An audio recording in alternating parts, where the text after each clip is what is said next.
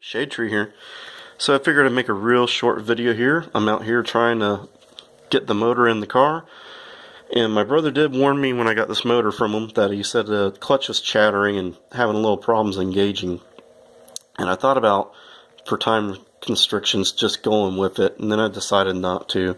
I went and got a clutch disc from a friend of mine. He had a stock one laying around. This one's actually pretty nice, to tell you the truth. And I gotta say thank you to Ben for letting me borrow that for a while. But anyways, when this was all together, I could see something interesting on the actual clutch disc here. And what it was is, let's see if we can get this to actually do that. Right there, that's a VW stamp. It's not embossed in there or anything. That's actually a stamp. And I thought that was pretty interesting. This thing's pretty old. You can see all the dust around it, and it's a F&S disc, which is a good brand, but its life is gone. You can see that thing has the little grooves that are supposed to be on there, like this side has, for the wear indication, and the clutch material are just completely gone. And it's about to touch the rivets in one or two places. Actually, that rivet right at the top of the screen there looks like it may have just started kissing it. I can see a little shininess there. Anyways, and you can see the thinness of it on there too. It's pretty thin on the pressure plate side, and that's the side it wears the most, I've noticed, is the pressure plate side.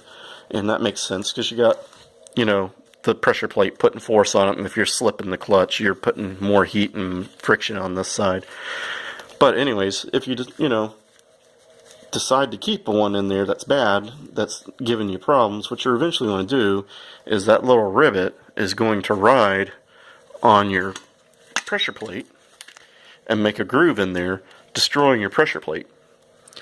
Or on your flywheel, depending how wore out your disc is. If it's wearing on the flywheel side, this side, from what I've noticed and seen on all the cars I've ever done, of this side's already gone first. But if it wears out on the flywheel side, then you got to replace your flywheel too.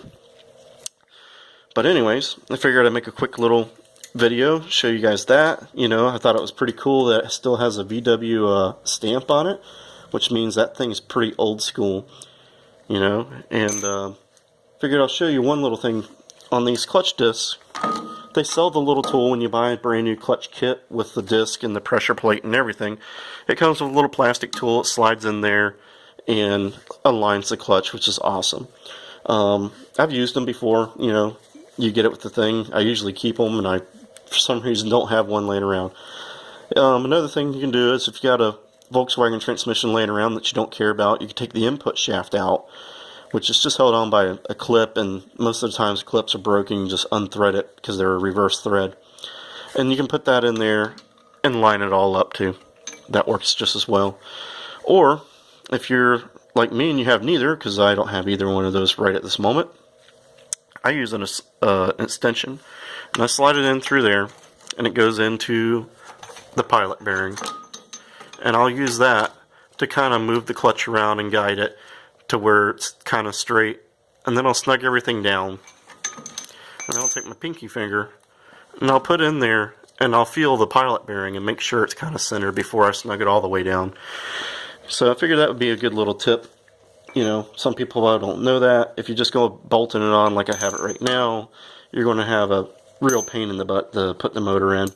But you don't need a special tool. You just you need to use common sense, because you need to get the spline section to be pretty centered with the gland nut and the bearing and that.